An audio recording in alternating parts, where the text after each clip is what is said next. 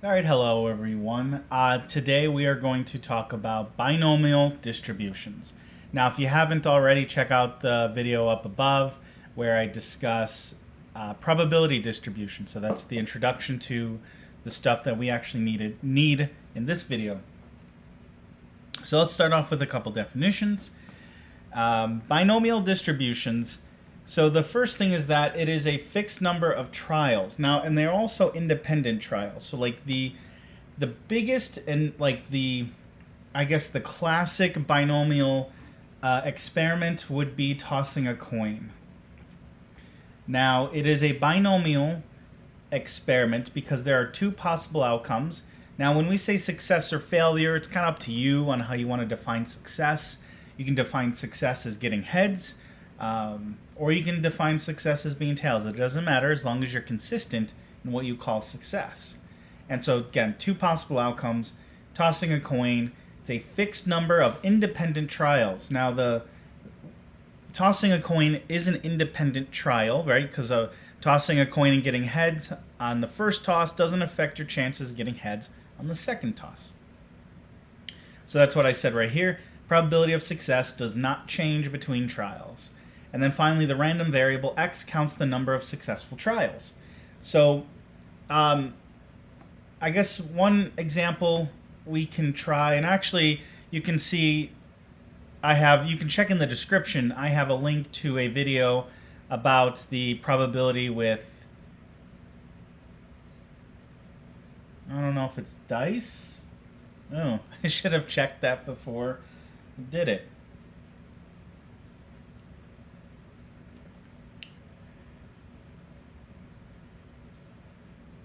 All right, so I have an example that I could show you where let's say we are tossing a coin. Well, let's do it once. So the probability distribution, and I'm going to call success heads, and that's going to be our random variable. And so when you flip a coin one time, well, you can either get heads or you can get tails. Like this is the sample space, heads or tails. Which means that in the first toss, you can either get no heads or one heads. All right, so instead of like saying heads or tails in this spot, I'm telling you how many heads in the, like how many outcomes you can have that are heads. Well, 0 or 1. And the probability associated with it is a half and a half. And you can see that this adds up to 1. So like the previous video, this is a valid probability distribution. Now, what if I wanted to toss a coin twice? So what is the sample space? It's easiest to look at this first as a sample space. Now you can do this with a tree diagram where you get heads or tails on the first trial and then heads or tails on the second trial. And your sample space is what happens like at the end of your branches. So like that's heads and heads. And then this will be heads and tails. And then down here will be tails, then heads. And finally, you got tails and then tails. So tails, tails. So this right here is what we call the sample space. So let's talk about what the outcomes are in terms of how many heads you get. So this is the variable here, the heads. Well, in my sample space, I have, let's see, this is 2 heads, 1 heads, 1 heads, and no heads. So there's a chance I get no heads. And then 1 heads is right here. So there are 2 times I can get 1 heads. But right, that's an outcome is 1 heads. And then finally, the last one is 2 heads. So let's talk about the probability. Well, there are 4, remember, your sample space is 4 outcomes. And the 0 heads, which is this case right here, that happens 1 time. So 1 out of 4. And then for the 1 heads, right, that's happening right here. And that happens twice. So 2 out of 4. And finally, the 2 heads, which is right here, well, that happens 1 out of 4 times. Now, if you add up these probabilities, that's 4/4, which is 1, so that checks out. Each probability is between 0 and 1, so this is a valid probability distribution. Okay, so to recap, this is binomial, by the way, because there are 2 outcomes. That's all you need for a binomial is 2 outcomes and a fixed number of trials. Okay. So anyways, that's a pretty straightforward example, I think. So let's go back to the definitions. N, whenever you see N, oops, let's change colors here. That is going to be the number of trials. You know, are you flipping a coin 1 time, in which case N is 1. If you flip a coin 3 times, then N is 3. So number of trials. Now, P is going to be the probability of success. So what is the probability of getting heads? Like if heads is success, it'd be 1/2. Now Q would be the probability of failure. And because there's only 2 outcomes, they have to be opposite. So, you know, they both have, you know, when you add them together, they both have to add up to 1. And then finally, X is the number of successful outcomes. Like, what are the outcomes that you can get? And usually you get 0 of those things. 1, 2, 3. Right. Remember, with heads, flipping a coin, you can get like 0 heads. Oops, sorry about that. That's going to show up a few times. Let's see. Okay. So you can get 0 heads, 1 head, 2 heads, 3 heads, and so on. All right, so let's go on to an example where we just write down what are these values. All right, so we have 8 questions on a quiz where each has 5 possible answers, right? You've taken multiple choice exams or quizzes before, right? You'd have like question 1, blah, blah, blah, and then you'll have like A, B, C, D, and E. And then you go to question 2, and you have, you know, the statement, the question, and then you have A, B, C, D, and E. And we're going to have all the way up to 8. So that's the scenario. And 5 possible answers, and you guess on each one. Okay, so you have no prior knowledge to any of this stuff. You just go in and you guess on, you know, each question, and you randomly choose A, B, C, D, or E. All right, so what are all the values here? So N would be the number of trials. The number of trials, in which case this equals the number of questions. It's not the number of options. Like, it's not going to be the 5 here, because that's going to determine the probability of success or failure. It's not the number of trials. Remember, the trials are the things you're repeating. So I'm repeating questions, like I'm asking question after question. That's why this is the N value, the number of trials. So it's the number of questions. Hopefully that makes sense. So N is 8. And then P, that is the probability of success. Now you are taking a quiz, so success means you're going to get the question right. There are 5 questions. 1 of them is right, so probability of 1/5. So what are your chances of not getting it? What's the probability of failure? Well, if you have 1/5 chance of being right, then you're going to have, I mean, you could do the math on this and say it's 1 minus P, but, you know, logic says, well, there's a 4 out of 5 chance of being wrong. And then what are the outcomes? Remember, X is the outcomes. Well, if success is the number of questions you get right, well, I can get none of them right. I can get 1 of the 8 right, 2 of the 8, 3 of the 8, 4, 5, 6, 7, and I can get all 8 correct. Now, this is all you need in order to do the formula that I'm about to show you.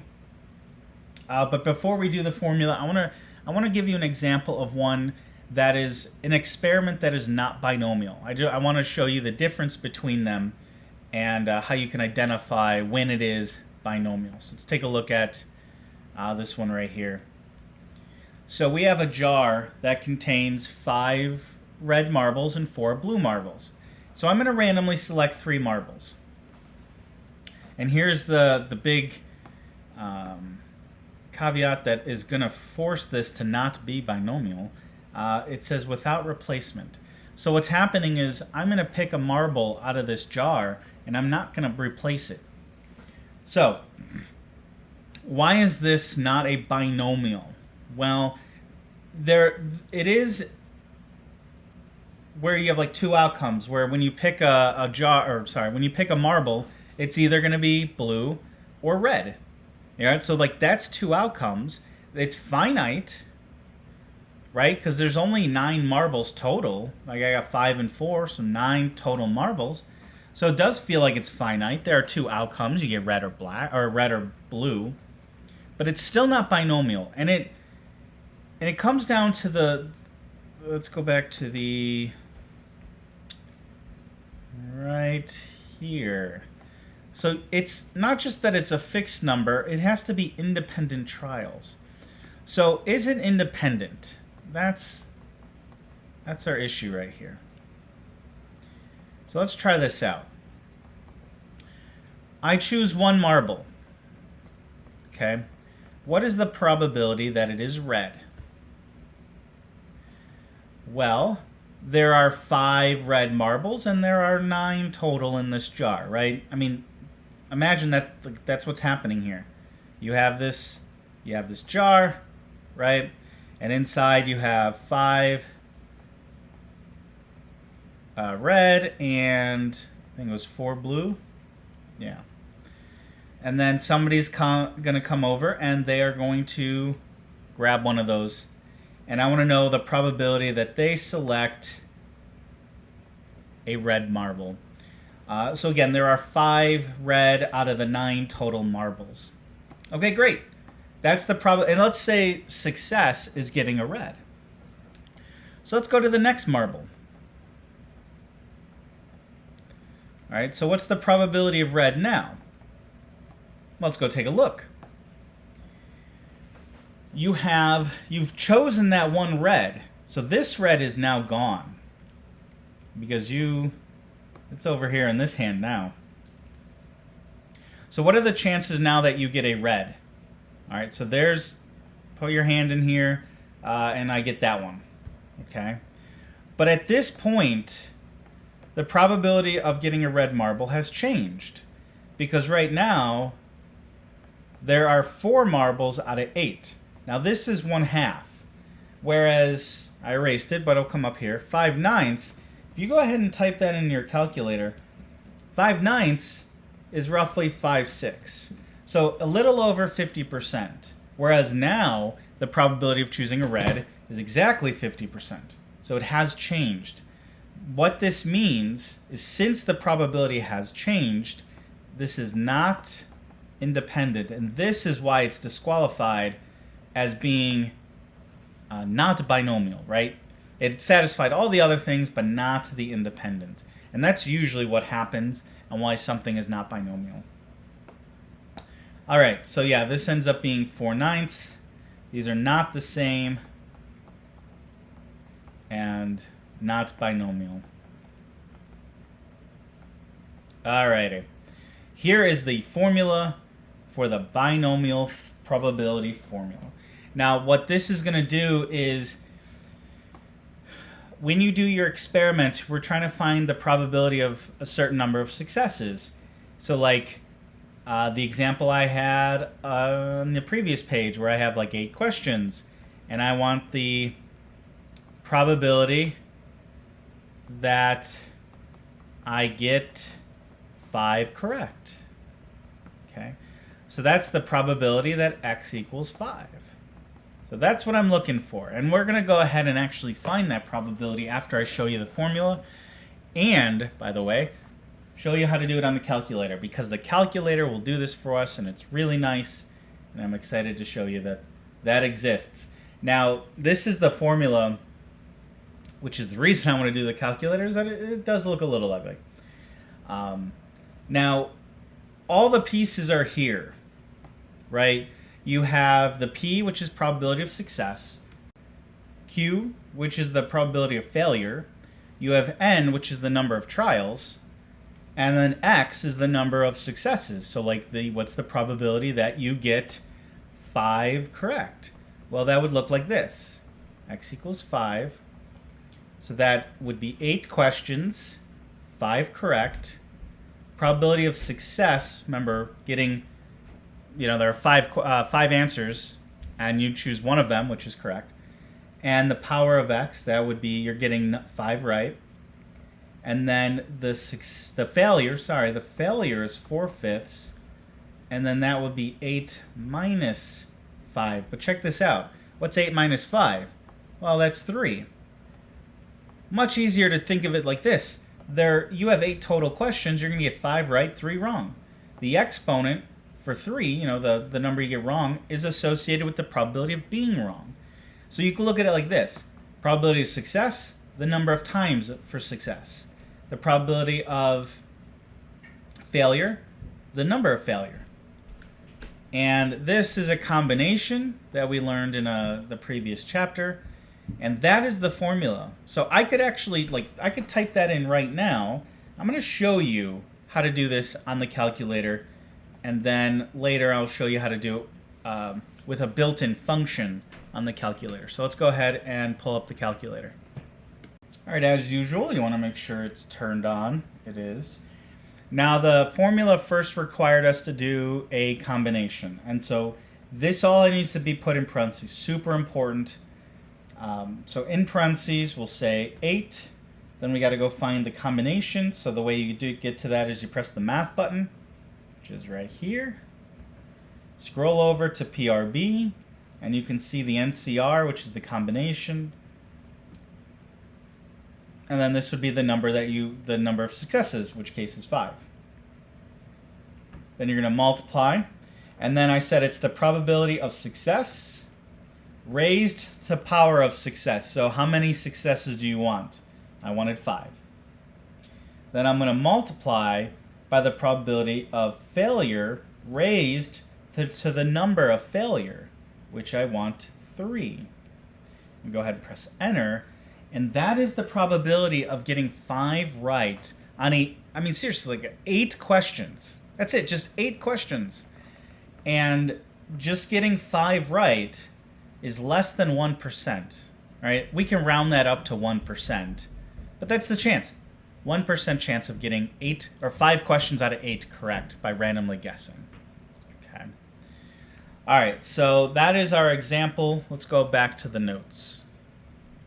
I'm also going to put the number right here. So that was 0.009, which again is roughly 0.01 or 1%. So very unlikely. Now, we will use the graphing calculator in a moment, but with the probability distribution from the previous video, we can calculate the mean, variance, and standard deviation. Now, the variance and standard deviation, again, has meaning, but what I think is important is the mean. Now, what are we saying is the mean? In this case, the mean is going to be, like on average, what would you expect to get by randomly guessing on 8 questions, right? If we had 100 students take this and randomly guess, well, how many of them should get, if we were to have 100 students take this 8-question quiz, if I were to average their scores together, what would I expect? What would it be? What's the mean? Another way to look at it is what's the expected value? What would you expect to get if you randomly took this quiz? Now, the formula, super easy. Easiest formula I think we can get all semester is NP. So the mean for us, there's 8 trials, and the probability of getting them right or getting one right is 1/5. So that's 8/5. Now you can type that into the calculator and you get 1.6. That's the mean. If you were to take this 8-question quiz just randomly and just guessing on everything, you would expect to get less than 2 questions right. You should expect to get what is 1.6 out of 8 questions? 20%. You should expect to get a 20% on this quiz, right? By guessing. Now, the variance and standard deviation, you can evaluate. This is 8 1/5 and 4/5. So you can calculate that, which I'm doing right now.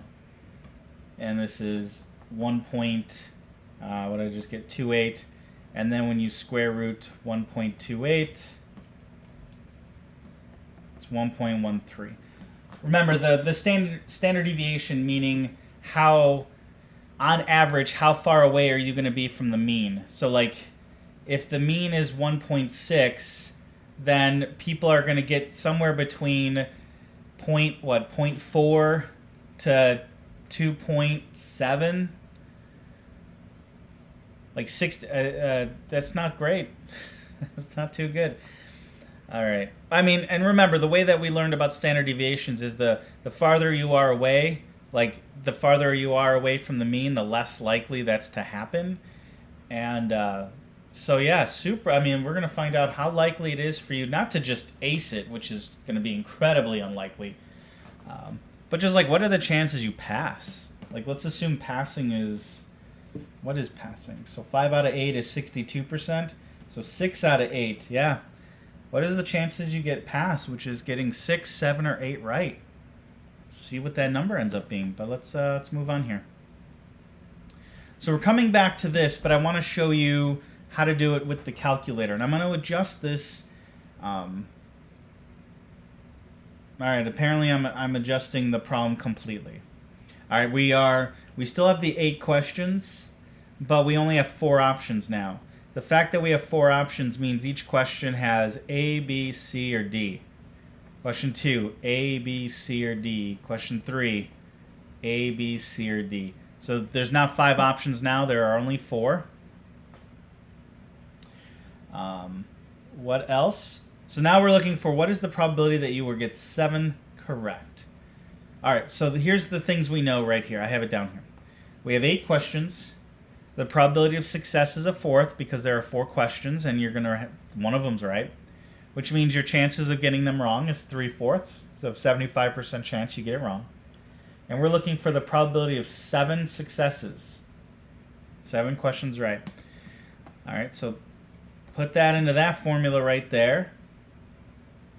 I've already calculated this for you, but you're welcome to do this. Just make sure that you put the combination 8 NCR 7 in parentheses, just to make sure. If you don't do that in parentheses, you're going to get something weird. And this is the number. So this is 0.003, sorry, not that. I'm just writing it as a percentage, so 0.0366%. That is so small. Okay, so small. So that's not great. But let's go ahead and see what it's like, how we can do this on the calculator without having to do this formula. Okay, it's very nice. Now I have put them, all the screens, calculator screens here. So take out your calculator and follow the steps. So when you open up the calculator, the first thing you're going to do is press second vars. Now second vars is what gets you to the distribution option, and if you do it correctly, you have this screen here. Then what you're going to do is you're going to scroll down. It's going to be a little ways. When you scroll down, we're looking for the binomial PDF. Okay. Apparently, at least on my calculator, it is option 0. Don't do the binomial CDF. That means something different, and you're definitely going to get some. I mean, it has meaning, but we're going to focus on the PDF. All right. Now, if you have the TI-84 or above, what it's going to do is when you click on the binomial PDF, it's going to ask you to enter in N, P, and Q. Now, my calculator did not, because I have a TI-83. So what happens is my screen just comes up as this. Like on my actual screen, this is what comes up. Now, since yours might ask for M, P, and Q. In this case, N is 8, P is 1/4. Sorry, not M, P, and Q, M, P, and X is 7. If you have the screen I have, then you'll just put 8, 1/4, and X. All right, and X is 7. But let me show you on the 84 what you should see. All right, so I have the calculator open. I press second vars, which opens up the distribution. Scroll down to the binomial PDF, and you can see for me, it asks for the trials, which is 8, the P, which is the probability of success, and the X value, that's the number of successes, which we want is 7, and then paste. So now this is what you get. So the 84 is just nice. It gives you, it kind of guides you through, prompts you, and then it just types in what you need. And some calculators you might actually have to just do it here. You know, like I said, it might just show you that. So trials, success, and how many successes you want. Now, it gave it to me in scientific notation, which means that you have to move the decimal 4 places to the left, which would give you this number. Right? You can see that I moved it 4 decimal places to the left. So there you go. Like I didn't have to do the formula. Binomial PDF is great. Okay, so let's get back to the notes. All right, great. So we know what the probability of getting 7 successes, and it's super unlikely. But what if you just take this quiz? What would you expect to get? And that's asking for the mean. And so this is the formula for the mean. I've already put it in, which is you got 8 for n. The probability of success is 1/4, and you get a 2. So I would expect to get 2 correct. That's what I expect. And if 100 students took this quiz and we averaged everyone's scores together, the average would be 2 out of 8, 25%. Okay, so not super good. But yeah, I guess I wrote it right here. If you guess on this test, you'll average 2 correct answers.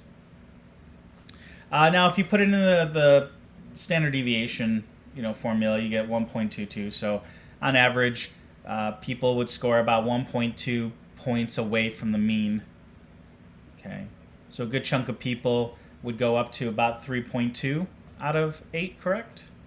All right, and then as you get farther away from the mean, it's more likely to happen.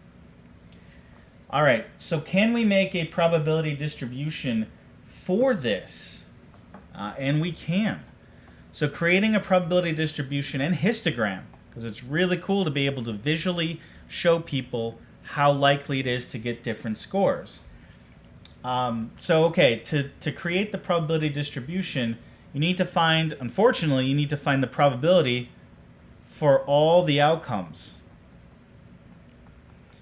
And there are 9 outcomes, because you can get 0 right, 1 right, 2, 3, 4, 5, 6, 7, and 8, making a total of 9 different outcomes.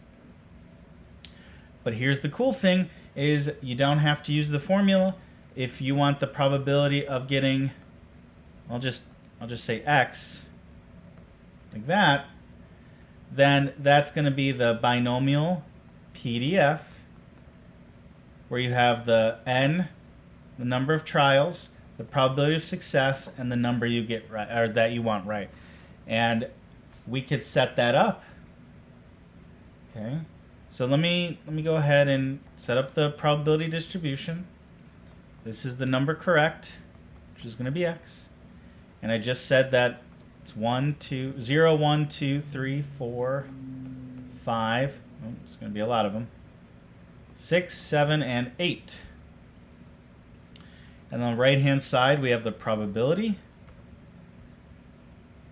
So remember, you could do the formula. The probability of 0 is 8C0, success, number of successes, which is 0, failure, Sorry, which is 3/4.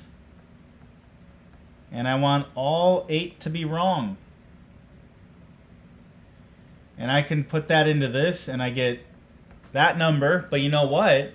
Remember, you can do this, or you can use the binomial PDF where you put in 8 1/4 and 0. In which case it gives you what I wrote down, the 0.1001.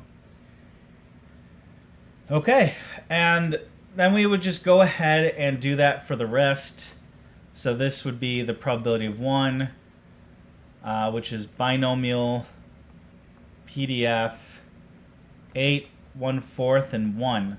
You can actually see that there's a pattern. Everything stays the same except for the last number, because the number of trials doesn't change.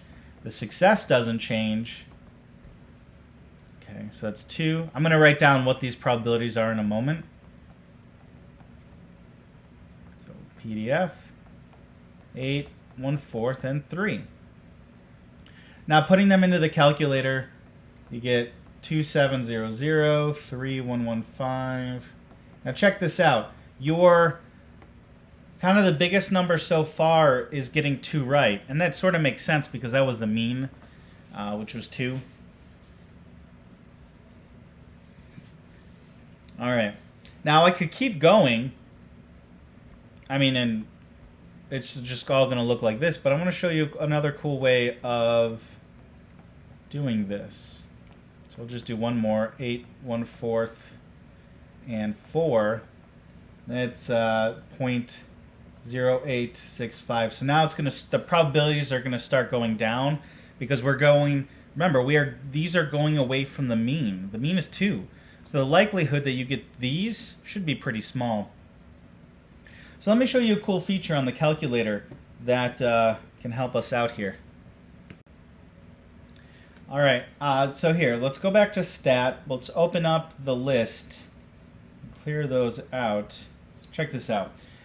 In list 1, I'm actually going to create the probability distribution. So on the left-hand side, we have all the numbers, all the outcomes. So starting with 0 right all the way up to getting 8 right. So over on this side, this is where the probability, this is where the binomial PDF is. But like, I don't want to just like calculate. I mean, I could put that in 0.1001, 2700. Like I know these, but like let's say this was like 100 questions. I don't want to sit there and do this 100 times. So here's the cool way. It's not required, just something cool that you can do. Now remember, what we were doing was this binomial here, and I was typing an 8 1/4 and then this x. But you know what I could do? Instead of writing individual like x values, I could type in L1. Okay? And this is going to take every value that's in the list 1. That's the 0 through 8. And when I paste it, I'm going to then do this store button. It's at the very bottom, right there, store. And then I'm going to tell it to store all of the things in L2. So now it'll take every outcome from L1. It's going to calculate the binomial PDF, and it's going to output that value to L2. So now, when I go back to the list, it has now generated all of the probabilities for me. Super cool. Required? Not at all. You can just do this by hand. But I thought that was something cool to share. Now, remember, we've matched these match what I got. You can see the probabilities starting to get smaller and smaller as you go away. This is a super small number. So that's 1.5. So that is 0.000015. Right? That is a low number. Okay. So let's see here. 10. Was that 100,000? So you need like 100,000 people. And after 100,000 people, one of them, 1 to 2, will get a perfect score. Yeah, right? Yeah, super small. Super small. All right. So now we have the big probability distribution. I can find the mean. We already know the mean is 2. But you know what? In the previous video, the mean is we could do the mean of a probability distribution. Remember, it was one variable stats. L1, that's all the outcomes. L2, I have all the probabilities. If I calculate that, there it is. Granted, this is, you gotta round this, right? 1.9999. And the reason is that in this table that I put up, all the probabilities were rounded to like 4 decimal places. So it's not perfect, but there you go. Mean value is 2. All right. So now what I could do is come up with a histogram, because I have this. Let me get to it. I have these outcomes. So what I can do is I can make, if you recall in the histogram, these are all the values on the x-axis, and then this would be the height. Okay, and I'm not 100%. I could do that on the calculator, but I have a really cool simulator that I want to show you, and that will create the histogram for us. And I believe, yeah. So let me show you the simulator on the internet I found, and then I'll show you the exact histogram when you plot these. All right, so you can see up here I have in the URL, this is from colorado.edu, and it's called a Plinko probability, but we can use it for our purposes. And so I've actually set it up already here, where when this ball comes down, right, and imagine that you have the quiz in front of you. Well, you answer question 1 and it's either right or wrong. Okay? And that's exactly what this is going to simulate. When the ball comes down and hits the peg, you can either go left or right. You can either get it right or you can get it wrong. And then when you go down to the next one, right, this is like question 2. In fact, this is like, if you kind of turn it on its side, it's a tree diagram, really. But when you get to the second row, which is the second question, again, it's right or wrong. And this ball is just going to bounce around until it gets to the end here. So I'm going to throw one ball down, and this will simulate one person taking this quiz. So 8 rows for 8 questions, and you can see here I have the binary probability, which is the probability in this case of success. Okay, so let's go ahead and do one time. Now, because the mean is 2, I expect this ball to land around here somewhere. Unlikely, like what was it, like 35% chance of getting here? 0.000015 to here. So I don't expect it to go anywhere near here, but let's try this out. And play. All right, we expected 2, we got 1. That makes sense. Let's do it again. You can all right, here looks like this is so far a winner, but this is a small sample. All right, by the way, the probability of getting 5 was 2%. So there was a 2% chance this was going to happen. All right, try one more time, and there we go. So now what I could do is this is only off of 4 trials. So this would be like four students taking this quiz.